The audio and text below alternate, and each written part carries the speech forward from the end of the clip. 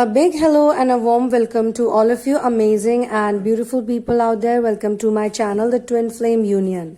In this channeling session, the Divine Feminine feels a great power over the karmic. In some cases, the situation becomes so different and so easy out of her imagination that she literally hugs it out with her. The Divine Masculine in this situation is just like a piece of furniture, not in a negative way. What this means is that he has not done anything, but he has supported the feminine. That is for sure. In fact, in this energy, the karmic also has masculine support and the feminine also has masculine support. Both of them have their own masculine support, but Divine Feminine has the DM with her right now. Now, this is a very, very, very interesting channeling because this channeling talks a lot about what inner work can do, what is the potential of inner work, how far inner work can take a person, how far it can take you. So, now first and foremost, I must say that in this situation, at first, the feminine used to hate this karmic. And the karmic used to hate the feminine, and they could have even abused each other. They could have threatened each other. They could have given all sort of, you can say, legal threats also to each other. And despite all of this, with the help of inner work, by going deeper within and finding out the problem is not the karmic, the problem is something else. Now, in this case, the whole situation is simple. I'll explain it to you. As a Divine Feminine, she has the right to be in love with the type of man she wants. The man who will be attractive towards her. And this is not the hardcore sexual attraction or lust I'm talking about. By attraction, I mean love attraction. So she finds him attractive. She finds him nice. She finds him to be the right match for her. Everything is going fine. And suddenly, she finds out that there is a karmic in the scene. All hells break loose. So, and I'm specifically talking about the people who are listening to this, those who resonate with it. This is specifically for those people who have a karmic scenario in terms of a relationship that happened. Your man, the DM, chose some other woman. Now, in this session, we are not going to portray the karmic as a villain, as a vamp. We are simply going to say that the feminine attracted her for a reason. So before things were bad, before things were wrong, simply put, the feminine wants to do something. It is a natural desire for her to love a person. This is not in her control. This is not something that she planned or she thought about. She met the Divine Masculine. She felt that this is real love. And that's it. Now they are happily together or they're doing their own things. They're having their own ups and downs. But deep within the feminine has these issues, the wounded inner child's issues, that she feels that she cannot do what she loves, or she is not destined to enjoy what naturally comes to her. Something or the other is going to take it away from her. Something or the other is going to obstruct it. Something or the other is always going to, somebody, someone, this, that is always going to create a problem. And she has this fear, okay? And even in the past, this has happened with her. Every time she wanted to do something, people stopped her, someone created difficulty with her. Now, by doing inner work, once you heal the masculine template, the problems with the masculine also somehow heal. Now, in this case, it's not necessary that the karmic is definitely a girlfriend. She could be even a best friend of the masculine. All those situations can play out. And if it's an extreme case, then she could be the wife also, but the situation is that she's the ex. Now, the feminine hates her. She has abused her. She's probably landed up to her house. She's called her. She has said things to her. And she felt that it was the karmic who triggered her. It was the karmic who came in her life, who spoiled everything. Everything was going fine, but the karmic stepped into her life, destroyed everything, took away her masculine, and took away the most important thing, the thing that mattered to her. the thing that naturally she felt belongs to her or she belonged to it. But this karmic came from nowhere. The karmic carries a certain amount of confidence, a certain amount of air, a certain amount of, like, I demand this. If I want this, I can get it. And this is what the feminine hates about her. That, okay, fine, you want to do something, you do it in your lane, you do it in your area, you do it in your house, you do it wherever the hell you want to do it. But why you are coming to me? Why you're ruining my life? Why you're spoiling my peace of mind? In some cases, even some legal activities are also being shown, like they maybe slap some case on each other, or the karmic, to take revenge from the feminine, she puts a case on the masculine. She just wants something out of it. She just wants, basically, her ego should be satisfied. In case of karmic, this is very clear, and I'm not against the karmic. As I said, this is not a anti-karmic session. The karmic has ego, but now the feminine has reached a certain place in her inner world that she knows how to handle ego. And she feels that just because someone wants to create negativity in my life, why should I also take that route? I deserve to live in peace. I don't want to go, for court hearings, or I don't want my man to go for court hearings every single day. Or if she feels that her case is stronger, then also she feels that what am I going to get out of this? What am I going to get by pursuing this matter? I don't want to do it. Now, this is where the masculine comes in handy. Masculine helps her out. Even though, yes, I had said he's a piece of furniture, by which I mean that he's not interfering. He's just like a table. If they are sitting somewhere, he's like the table who's right in front of them or in between them. Or he's just observing. But in solo, individually, he does have a talk with feminine. He actually supports her really well this time, as per this session. So basically, the feminine is able to process the negative emotion, and she is able to reach to the core. The core is that she wants to be natural and something is obstructing her path. In this case, the path is being obstructed by the karmic. The karmic feels that she has the right to obstruct her path. And the feminine, this time, she says, I am not going to use any other method, but I am going to face this person. And I'm going to talk it out with her. Like, what is your problem? What do you want? If you want money, if you want something else, if you want to hear something nice about you, I'll just see whatever it is. Okay? So with the help and support of the masculine and other masculine supportive figures, she meets the karmic, and by this time the karmic is not in her life. So please, not in his life, the masculine's life. So please understand, the reason why karmic is trying to get even is also purely because her ego is hurt. Okay? She doesn't want the masculine for sure. She realizes that I don't need the masculine. She has her own masculine. And this is a good thing for the DM also to see, because he can see that she is coming with her support system. She has already found some support system. She's not alone. So I cannot leave my feminine also alone. Even if they want to get into a cat fight, which he was expecting, which he's scared of, but he feels that I should be there. And the masculine, once he's healed, he has a lot of power. He's like the emperor of the tarot card, tarot deck. We have a card called emperor. He's like that. He doesn't need to speak much. He doesn't need to say much. He can maneuver the situation. He can take decisions without saying much. So only his presence next to his feminine is very important. And this is a mature feminine. Let me tell you that. As I said, she is like almost on the way to mastery. If she continues this way, she can be really powerful divine feminine. So she wants to go deeper into the problem. The problem is that in her childhood, she realizes that every time she wanted to do something which made her happy, which came from her soul, that thing was not given to her. And the reason was someone else's needs was given more priority than her, even if their needs were false, even if their needs were not that important at that point in time. Just like the karmic. So now she meets the karmic and she tells the karmic that what is your problem? Like in simple way, she says, what do you want?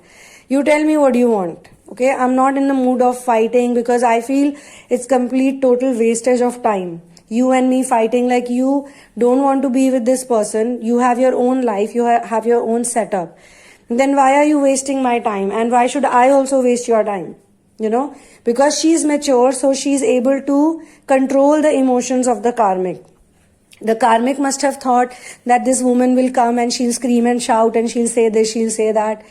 When it was required, she also abused the karmic. So I'm saying this is the same karmic who the feminine had probably abused over the phone, or she went to her house and she just, blasted at her. So the karmic is also scared of her. Please understand, the karmic is also frightened by this feminine, the power of the feminine. So she wants to show it to her that I can do this, I can do that. So feminine tells her that you can't do anything. You can't do anything. You don't have the man anymore. Okay, you don't have anything on you. All you're going to do is waste your time and money. Please understand this. She says this to her nicely.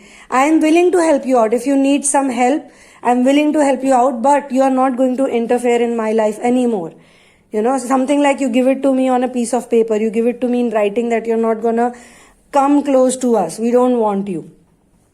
Now, the karmic also does not want the masculine. She feels that the masculine is not her type. She made a big mistake. She did not achieve what she was looking for. In the twin flame journey, another interesting thing also happens. The reason why karmic leaves the DM is because she realizes that she is not able to fulfill her actual goal from this particular person. This companionship or this relationship or this friendship or this association or this partnership in terms of business, whatever her idea, whatever her motive was, or some kind of commitment she was looking for. Maybe she just wanted to kill her time. Maybe she just wanted to pass time somehow. That, okay, as long as I'm with this person, some time will go. But she realized that the masculine is pretty annoying. Masculine is not happy with her, and the things are just not working out with them. And it's too much of a stress to hang out with this person. She feels that I don't love him, but he also doesn't love me. And there is no there is no anger or frustration here, because both of them don't love each other. So both of them wanted to run away from each other. Both of them were happy to not be around each other eventually. After some time passes by, initially they are happy. Initially they pretend to be happy. Initially everything is okay. But as time passes by, they just cannot connect with each other. And it's like there is some hatred. But the feminine is also in the picture. The feminine either comes back, or she realizes that, it was not because the masculine wanted to leave her or cheat on her or choose someone else. It was her own inner wound that was causing this difference, that was causing this issue, because she herself doubted her self-worth or her own nature. Like after this whole episode, she is 100% sure. And even the karmic is with her now. The karmic starts respecting her. The karmic starts feeling nice about her. She feels that, I misunderstood this girl or this woman. And the feminine also feels that, maybe she just wanted something from this relationship. She did not achieve anything. She wanted to walk away. She also walked away. Then what's the point of humiliating each other, Maybe she came to me for some help, but I also misunderstood her because I was so angry. She was so angry that all her past trauma, pain, all the hurt, hatred and all the hurt that the masculine had put her through, she feels that she could have been replaced by anybody else. It's not necessary. The identity is not necessarily the cause of the problem. The cause of the problem is the energy that that person carries. So the whole situation becomes very nice towards the end. The whole situation is a very like a win-win situation for all. The masculine is happy, the karmic is happy, the karmic's masculine is happy, whosoever it is, and maybe the feminine even helps her out in some way. But there is an energy of hugging it out. Like hugging it out, it could happen physically also with someone. And hugging it out could also happen in an energetic format, like, everything is fine. And she even tells the karmic that, if you need anything, you can contact me. If you need some help or whatever it is, I'll be there for you. Not like in a loving way, like how you say to a romantic partner, but like, I'll be there for you. And karmic also feels like, yes, I did misunderstand her. After all, what is her fault in this? All of this. It could have been anybody's man. Another thing that the karmic and the feminine's discussion brings them, like some truth is revealed to them. This energy is about revelation of truth actually. So another revelation that happens to them, both of them, is maybe they both did not know certain things about one another's life, which technically had some impact on each other. Like the karmic learned something new about just how human beings are, how morality is, how ethics are. And the feminine learns something new. She learns about confidence, that if someone is very confident, they can pull off a lot of things like the karmic did. Not again in a negative way. She feels that yes, she is confident. Where is her confidence coming from? Where is her inner strength coming from? Although she also puts her down in many ways, she also says that, look, you can't play these games with me. You can't do this to me. You can't do that to me. But she also appreciates the confidence with which the karmic is doing certain things. And the karmic realizes that my confidence is good, but this is like overconfidence. Okay? And she also understands the emotion and feeling of the feminine. What she learns is when something is natural and real, nothing can obstruct it. No confidence, no power can obstruct it, because natural things come from nature, and nature is creation. Okay? And if the creator itself is backing somebody's emotion, somebody's feeling, somebody's unconditional love, then who am I to, come in between and interfere? So this way the feminine also learns that if she is naturally drawn to something, if she naturally wants to do something, and this, my friends, can also be applied in mission work situation. So it could be possible that the feminine is involved in a deep mission work with the support of all the right people, and even the divine masculine is around. It's not like he's against. He may not be very hunky-dory, or he may not be greatly involved, but he is like there, yeah, if you need anything, I'm always around. Okay? So in the mission work, it could be possible that a karmic has popped up somehow. And maybe she got the support of masculine initially. Okay? Initially the masculine was like, yeah, maybe she's right, she's the one, you should not go against her, you should not do this, you should not do that, telling all of this to the feminine. But the feminine stood her ground. She did her homework, she stood her ground. Whatever she needed to know, she figured it out, and she told them all, anybody who was against her, that this is going to happen and I will pull it off somehow. And I'm not scared because I have source on my side. You guys can do whatever the hell you want. If you don't believe me, I'm not going to force you. So she also builds up this confidence because the karmic opposes her. The karmic creates roadblocks for her, or some kind of barrier for her. So in order to remove those roadblocks, remove those barriers, and live, like walk on the free, like make it a freeway, make it an easy path, she brings out that energy from within. She connects with source. She cries to source. And it's not easy. Towards the end, it's very easy. It's a piece of cake. It's very nice. But when she is going through this whole process, this transmutation of anger into love, or hatred into understanding, or just, coming to that space in life that what am I going to achieve if I do all of this fighting and war? War is not the solution. Love is the solution. So she gives this tonic of love to the karmic also. Like, here, have a sip of it. Enjoy it. Okay? Let's hug it out. This channeling also resonates a lot with Sita and Shurpanakha's conversation that happens after Sita has been exiled by her husband. It's a very, very nice, soothing conversation, because Shurpanakha at one time was a karmic who had created major havoc in the life of Ram and Sita.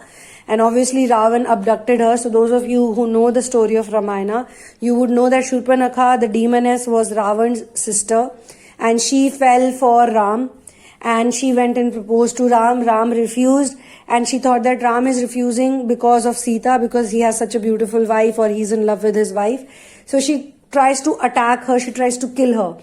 While she's doing that, while she wants to do that, Lakshman comes and he cuts her nose and ears. And then she goes crying to her brother that, they did this to me or did that to me. And, all I was doing was trying to get a new bride for you, a new wife for you, a beautiful woman for you. But, she has a husband. I was trying to tell the husband, go away, give your wife for my brother who's a king. Who are you? Nothing, blah, blah, blah. And out of anger, he did this. She did not tell them that what is the real scenario. Okay. Now, anyway, what happens much later is that when Sita is in exile, she's sitting in a forest near the lake and she's eating some berries, some wild berries. And Shurpanakha comes because Shurpanakha was also a forest dweller. Okay. So she comes and she says, oh, so you are here. So you are here too. So this is what they did to you. So basically what they did to me, they're doing it to you also. This is a very big, form of insult. She tried to make goddess Sita feel that, your husband has done wrong to you. He has sent you in exile. All this war, all this fight. He killed my brother and he killed all the demons. What was it for? Blah, blah, blah.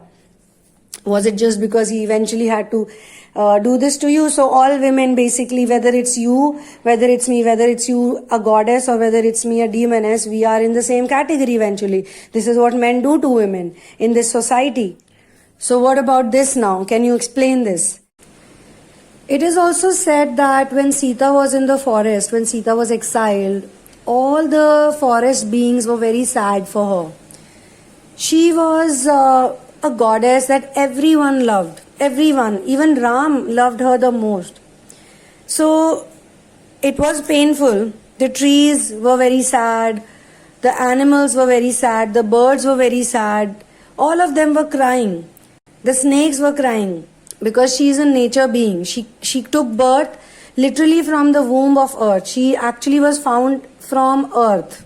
She did not have biological birth. So when all of them were crying that, Sita is being left, Ram left her, banished her, and people of Ayodhya were so mean. Like even I, as a child, or even now sometimes it happens to me, I get very upset. But how they treated her, how they could treat a woman like this, like Sita like this. So it was actually the people of Ayodhya who came in between the beautiful love story, the beautiful love of Ram and Sita. And Ram was a king. Being a king, his duty was to please the people. When all of this is going on, Sita on the other hand used to calm down all the beings of the woods, where she cries a lot. When Lakshman is leaving her, she cries a lot. She questions Lakshman. Can you please tell me, what is it? What is my punishment? What is the reason why Ram is leaving me? My husband is leaving me. Lakshman tells her the whole story, then she cries a lot. And because of her crying, her mother, which is Earth, Mother Earth comes over there and she's very angry. Mother Earth says that I will destroy this Ayodhya city. I will destroy anybody who tries to trouble my daughter. What is your fault after all? Why are they after your life? But Sita is like, no, mother, relax. Please relax. Don't do any of this. Okay? I would have come with you, but I have a mission because I am a queen. I have to give the king, the next king, to the throne. So, and I'm already pregnant. So, I'm going to raise my children. I'm going to take care of them. At that time, she did not know there would be 2 children, 2 boys. So, she says, I'll take care of my child. And I will then, once my duty is done, once my mission is complete, I will come to you. I will call you and please come to take me at that time. Take me back with you. So, Mother Earth says, okay, fine. If this is your thing. So, Sita realizes that in her pain, everybody is crying. Everybody is sad with her. So, she realizes that I must not do this. I must, not be sad anymore. And she tells the forest beings that I am now nobody's wife. My husband has already left me. I am nobody's wife and I don't need to please anyone. And I'm back in the forest. I'm back in nature. I was born from nature and I'm back in nature, so I can do whatever I want. I'm going to enjoy this life. I have a child in my womb. Now this is exactly when Sita was eating some berries and under the same tree she meets Shurpanakha, and who was very angry even now. It was because of Sita that my nose was cut, my nose and ears were cut.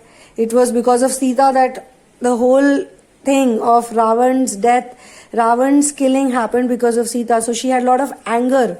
And she also realizes, suddenly she goes back in time and she feels that how Ram had rejected her because of Sita. So she starts making fun of Sita and she starts telling her that, you were so happy that your Ram loves you. Look at how he has rejected you. He has rejected you just the way he rejected me. There is no difference at all. She tries to scare Sita also. She tries to threaten her that you are not going to be happy anymore. You are going to suffer. You are going to be miserable. Nobody is going to care about you. Nobody is going to think about you. You will be like a forlorn book. After all of the things that Shurpanakha says to her, the karmic. As a karmics lie also. Even in this channeling, it is very clear, as I said, that the karmic was lying in many places because she wanted to benefit, and now that she has not benefited, she wants to take revenge, or she wants to get even, she wants to get her ego satisfaction. And the feminine realizes this over here, that okay, this is what she wants, so why not give it to her in my own style. So Sita here smiles at the karmic and she offers the berries that she was eating. And after all of the things that Shurpanakha says to her, Sita simply says that these berries are very sweet. And they are even sweeter than your sister-in-law's garden's berries. So Mandodari was Ravan's wife, and obviously Sita was living in Ashok Vatika. It had a lot of fruit trees, a lot of other, exotic plants and trees, but there were also fruit trees. So she says that it's just the same type of sweetness that it was there over there. When Shurpanakha listens to this, the smile on Sita's face, the relaxed demeanor, she's not angry, she's not hurt, she's not upset. She's very shocked and surprised at the same time. She feels like, why is she not fighting with me? Why is she not saying anything to me? Why is she not abusing me or accusing me? Because it's like she feels that if I hurt Sita, if I say demeaning words to Sita, Sita will feel bad and that will give me pleasure. This is why anybody tries to hurt you. And we teach this to a lot of people in therapies also. How to not let other people affect your mood, how to not let other people affect your energy. And Sita is a master goddess. So she is definitely not going to get affected from Shurpanakha. So she tells Shurpanakha, for how long you're going to expect even things from other people, from the men, from the society, from the world? For how long will you think that people are going to act in a certain way to please you, or their behavior should please you? So don't be like this. Don't be what you're, behaving like right now. Find the love within you. And even when others don't love you, you should be having the energy to love yourself. Love your own self.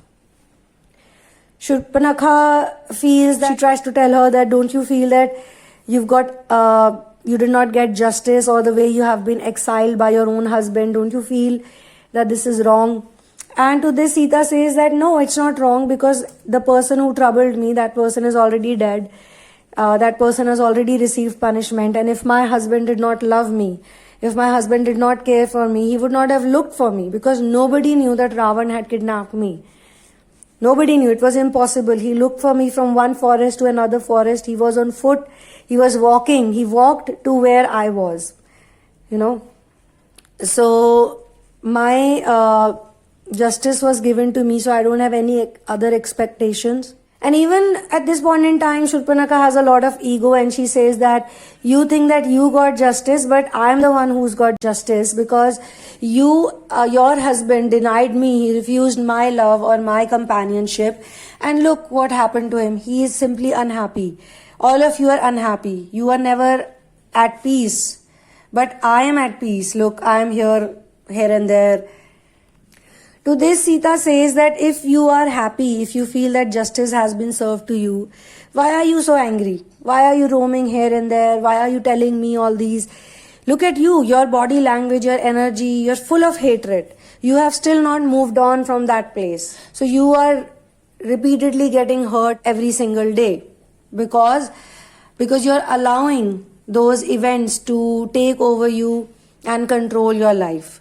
And if you do this, you will also be like your brother, because your brother was also like that. Your brother was always unhappy, always upset. He always had an anger towards the nirvanas, the devtas. He was always upset with them. He always felt that they were tricking him and whatnot. And even though a fair deal was given to him, he thought that humans can never kill him. So God himself, Vishnu himself, reincarnated as a human and chose to be in such a difficult template, chose all these difficulties of life. And still, if Ravan complains, that it's his problem, not anybody's problem. So you also move on, my dear friend, my dear lady. Animals are better than human beings sometimes, in some cases, and humans are above animals. So be human and continue to be happy. Don't care. Enjoy the berries. Come on, enjoy the berries. And after hearing all of this, finally Shurpanakha takes the berry that Sita had offered her. This is the amazing part now. She understands, she feels that yes, Sita is right. I was being upset for no reason, and I was the one who was creating unhappiness for me. So the berry was very sweet, and she felt that yes, Sita is right. She eats one more, she smiles, and then they become friends. And she says, let's race to the river. Let's see who reaches to the river before. And if you have studied Ramayana, you would know that when Surpanakha makes the proposal to Ram, she had no interaction with Sita at that time. She literally saw Sita as a roadblock and she wanted to just kill her. And now she is able to see the real nature of Sita. She realizes that I like Sita a lot. She's a good friend of mine now. So this is how a divine feminine, a beautiful goddess divine feminine, she changes not only her own energy, but she also changes the energy of someone who was literally her enemy. And not only that, she gives a blessing to Shurpanakha. Shurpanakha was ugly because she had developed this ugliness within her. And today, after meeting Sita, she felt that she was beautiful. Again, she was beautiful because of what Ram had not hurt her. It was Lakshman. Because of what Lakshman had done to her, she felt that she had lost her beauty. And in Ravan's kingdom also, there were many surgeons who fixed her. They fixed her nose, but she never felt beautiful again. But after meeting Sita and after having this conversation with Sita, Shurpanakha felt beautiful once again. On this note, I close the channeling session over here. Thank you so much for being here with me. One love and peace out.